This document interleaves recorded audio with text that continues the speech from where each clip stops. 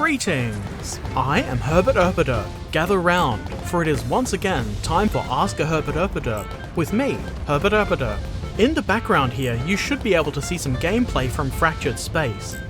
Now this game is still in alpha, and it was available this past weekend for free. I've seen videos by the Mighty Jingles about the game, and it looks cool, so I figured I might as well give it a go. Hell, it was a free weekend, and if you played it over the weekend, you got to keep the game for free. Seems like a pretty good deal. The gameplay you can see here is from the tutorial. It's quite a pretty game. I enjoyed the tutorial. Unfortunately, that was about as far as I got. Let's have a look at what happened when I tried to play the actual game. It searches for a game. Good, that seems normal. Match accepted.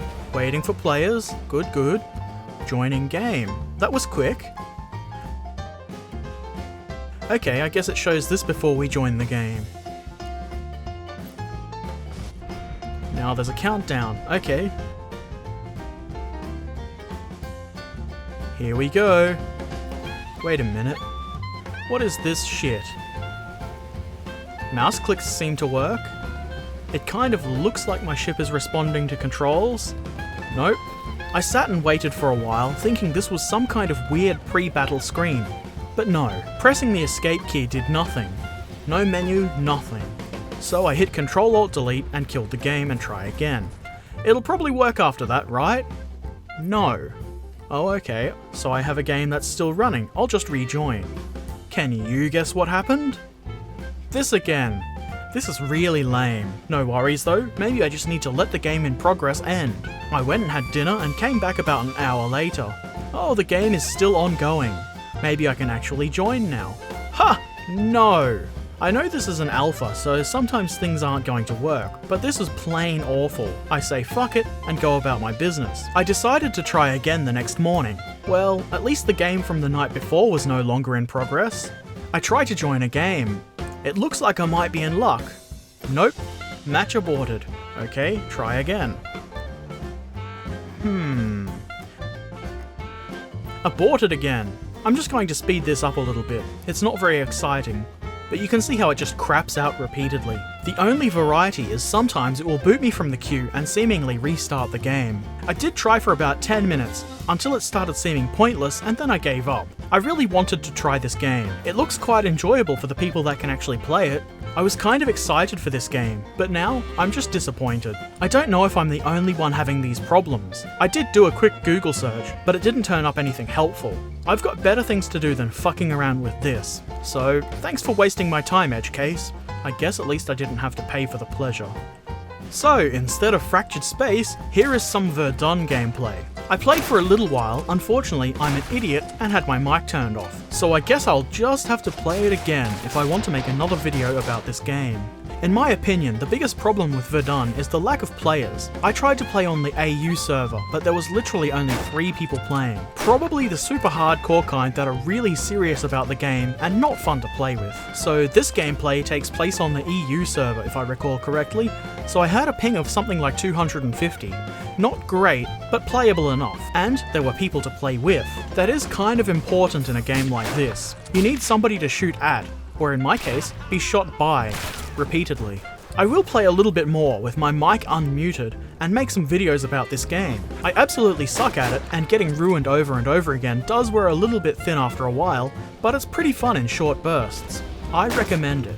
For this background video, I've gone to the effort of removing all the time I spent respawning, so you're getting all the Herbert Erpaderp bad at games goodness, and none of the waiting. To be fair, I did manage to get a few kills, no spectacular kill streaks or anything, but I did okay. Enough jibber jabber about Verdun, onto some questions. Your Silver Lining says, what period of history do you find the most interesting and how did you get into wargaming in general? I find modern history to be pretty interesting. Late 1800s to just after the end of World War II, I would say. I did really well in modern history in high school way back in the olden days. Unfortunately, I have a memory like a sieve, so I forget a lot of stuff. But then I get to just learn it all again. I find old steam-powered technology really interesting. Steam trains are awesome. World Wars I and II and the time surrounding them are pretty interesting, but I don't think I would really want to live in that time period. How did I get into wargaming? Unfortunately, I didn't really have any nerdy friends into Warhammer or anything like that when I was a kid, so it never really occurred to me that I could build models and play games with them. I was introduced to wargaming by an ex-girlfriend. Well, current girlfriend at the time. I had a vague idea that it existed, but never really knew much about it. She got me into Warhammer, I collected a Tau army, and she had Tyranids. Good times. That's what re-sparked my interest in models too, so I am rather thankful for that. Peter Cezeles, I don't know how to pronounce that, sorry. Anyway, he says, have you decided about making a model train layout? The trains would make good terrain in a game of Flames of War. That would be cool. You could randomly move the train and anything that gets in the way is just destroyed. Chaos mode. Unfortunately, I don't have the space for a layout of any size. I'm still pondering on building small modules. Unfortunately, my woodworking skills are really limited, so I'd have to get some help with that or buy pre-cut modules, which I've seen somewhere, I've just forgotten. It's a goal for a far off time, I think. The trains themselves are just so expensive too. One day. Hansol Kang asks, which plastic T-34 do you prefer? Battlefront or Plastic Soldier Company? I can't really say yet. I haven't built Battlefront's plastic T-34 yet, only their resin one. That said, the Plastic Soldier Company version is really quite nice. I will compare it with the Battlefront version when I eventually get my hands on a box. Gaming with Jacob 342 says, I am so close to getting a KV-2 in World of Tanks Blitz. Any tips on how to use it? By now you might already have it. I don't play World of Tanks Blitz myself, but if it's anything like the regular PC World of Tanks, it's pretty much like yet another scout says. First, point the gun at whatever it is you want to die. Then, hope and pray you have sacrificed enough political dissidents to make Stalin smile upon you and use his mighty hand to guide your shell to the target. You do of course want to get your crosshair on the target, or at least very close, but don't worry too much about fully aiming. Just fire and Stalin will or won't do the rest. It's usually a good idea to get into some cover and hide while you reload too. Of course that advice is probably irrelevant with the smaller gun the KV-2 can mount. Don't worry about that gun, get the 152mm derp gun. If you're feeling really cheeky, you can sometimes get away with tricking your enemies into thinking your gun is loaded if instead of hiding, you act aggressively while reloading. Sometimes they will try to get away from you rather than just shooting you to death while you're unable to return fire. It's pretty funny when it works. Also note that I am bad at World of Tanks, and my advice is worth what you paid for it. Can Burke Owner says, Star Trek or Star Wars? That's easy. Star Trek. Both are good, but I'll choose Trek every time. It's the first sci-fi that I got into. I remember back in my day. I remember trying to stay awake late enough to watch The Next Generation and Deep Space Nine on TV. Back before we even had cable in Australia, on a shitty old black and white TV with awful reception, or sometimes in the lounge room on the nice TV. I was always a little bit disappointed if I missed it. One time I was house sitting with a friend for about a week, and the best thing about that was the owner of the house had a full cupboard of Star Trek VHS tapes. Anybody remember VHS tapes? I think on both DS9 and Next Gen cases, the spine made a picture if you placed them in the right order. That must have been around 1999 or 2000. We didn't do much except watch Star Trek and play GoldenEye on the Nintendo 64. It was great. I used to have books like the Star Trek Encyclopedia and everything. You might say I was, and am, a bit of a nerd. Gasp. Oh, the horror! I even had some Star Trek models. I had an Enterprise A, a model of Deep Space Nine, and a Runabout, all lost over time unfortunately. I do have a new model of Deep Space Nine that I swear I'll get around to building one day. Wow, that was a bit of a ramble about Star Trek, wasn't it? Flying Awesome Fish Chen says, are you ever going to do any plane models? You weren't paying attention to the video, were you? The answer is, eventually.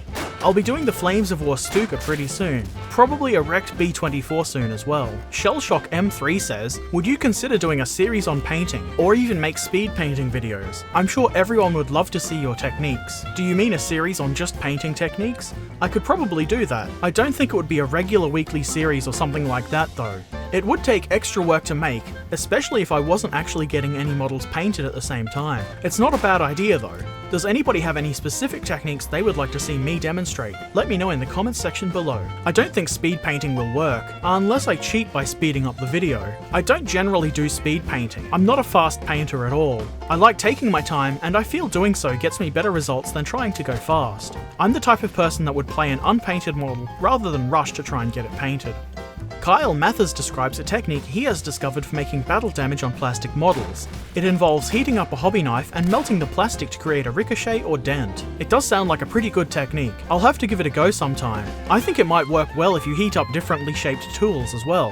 If you have something that's shaped a bit more like a tank shell, I'd try that. I have a sculpting tool that I think will work nicely. I probably wouldn't paint the damaged metallic colours unless you intend for it to be pretty fresh damage, but I guess that's personal preference really. I like my damage effects to look tarnished and old. I think you're probably right in your assumption that this effect wouldn't work on resin models. Cooper Hamlin says his friend is sensible, then talks about touching dicks. What's not sensible about that? Can Burke Owner says, nice camo on that dick. Thanks. All the best to keep it hidden from view until the last minute. Gerpy42 asks, the Mighty Jingles or Quickie Baby? Why? I do watch more of Jingles' videos, though that might be just because he makes way more videos in general. Because of time zones being what they are, I rarely get to see Quickie Baby streams, and if I'm honest, I would probably choose to watch Rita Gamer stream over Quickie Baby if given the choice. Her accent is just so much more charming. Though usually I'm asleep when both stream anyway. Both Jingles and Quickie Baby seem to be a little bit more on the serious side of playing games like World of Tanks than I am, though I think it might be more fun to play with Jingles. Also, Jingles has a far more infectious laugh. I find them both entertaining. I know they get a lot of hate, especially on Reddit, but those people are probably bitter shitheads whose opinion doesn't really matter anyway. I guess if I have to make a choice, my choice is Jingles. I say this hoping he will allow me out of the salt mines, if only for a short while. Michael Hess says, will you build any of the new Flames of War Team Yankee products? I'd love to get my hands on the Soviet box, Podacheknov's Bears or whatever it's called. Abrams tanks don't really do much for me, but the T-72s look awesome. Also the Heinz and Carnation artillery pieces look really cool. It's really expensive though. It's another one of those not in the immediate future purchases that I want to make. Also, I don't have anybody locally who wants to play it. If I did, that would prompt me to pick it up sooner. Litzensern, another name I can't pronounce, says, while some of their kits are a little hit or miss, I really like the Zvezda Stug 3B. I think the very early version of the Stug is cool, and the model seems to be a good representation. You should try one, or 6. Since everyone is so sensible, how about a super sensible Ask a Very Sensible Herbert Erpaderp with a sensible Barnaby guest spot? I don't yet have any 15mm scale Stugs. It might be a good idea to get some of the Zvezda ones and compare them with Plastic Soldier Company's offering, and maybe Battlefront. They are cool looking vehicles and have been on my to-buy list for some time. I still need to find a supplier in Australia for Zvezda though. As to your sensible idea, I quite like the sound of a special Ask a Herbert Erpaderp with Barnaby guest spot. I've asked him if he would be interested and he said he would be, so if anyone has any questions for Barnaby, go ahead and ask them below. We'll have him answer them next week. Chud Chudsley says...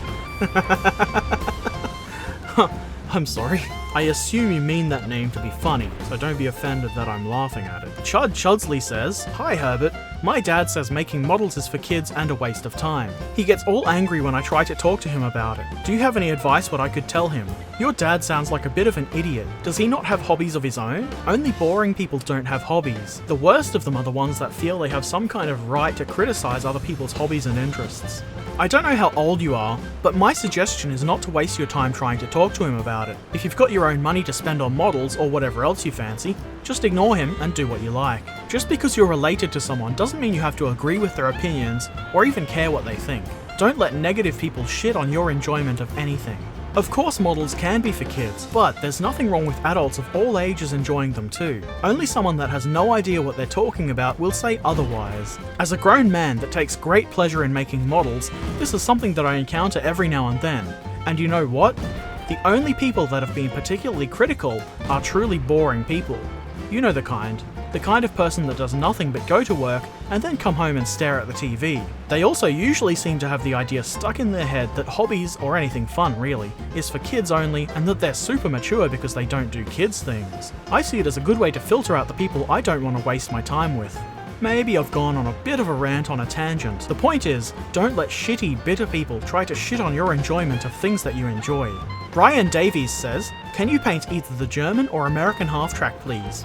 I am assuming you mean the 28mm scale ones from Rubicon and Warlord. Unfortunately, I don't plan on doing those in the immediate future, but likely sometime in the next few months. I will be painting the 15mm scale American half-tracks that came with the Flames of War Grimble's Beast box set fairly soon though. Maybe that's of interest. And speaking of the Grimble's Beast box set, Robert Curry says, when do you plan to paint up those 15mm scale American infantry from the Grimble's Beast set? I'm getting ready to paint some paratroopers and would love to see a video on American infantry. In addition, any tips on infantry in general? I'm a bit nervous about the task. Thanks and keep up the good work. I've already begun the process of painting the infantry. I've not gotten very far yet though, but they are very slowly going to get done. I don't really enjoy painting 15mm scale infantry, which is why I've decided I have to paint them first before anything else in the Grimble's Beast box. Then I can paint the tanks and things that I'm excited to paint. This is my attempt at not procrastinating. I will try and get it done soon, but no promises. Advice I would give is to not be nervous. They are only models. You probably won't die or anything like that. Also, take your time and don't rush. With such tiny models, in my opinion, it's not really worth worrying too much about the fine details. I mean things like painting eyes. They're not likely to be seen unless you're looking really closely. Also, it can be a good idea to find pictures to use as references. Well, that about wraps it up for this week. My throat is starting to hurt. You can probably hear me starting to lose my voice. The World of Tanks game that has been playing in the background is one of the better games that I had in the Czech Tier 4 medium tank. If you want to see more of that, a video will be uploaded tomorrow. I didn't really enjoy the tank. I'm playing the Tier 5 now, which is fortunately slightly more fun. As always, a big thank you to everyone that asked a question. Keep them coming. Don't forget, next week's Ask a Herbert Erpaderp will feature some questions answered by my very sensible and mature friend Barnaby. So if you would like any of his wise advice, or if you've got any questions for him, be sure to leave them in the comment section below. Maybe mention that it's a question for Barnaby or something. I don't know.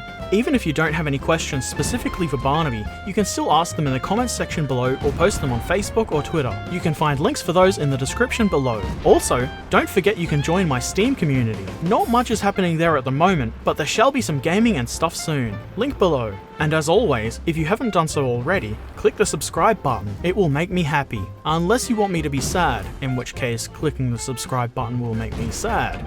Look, just click subscribe, for reasons, okay? I shall return next week. Thanks for watching. Farewell.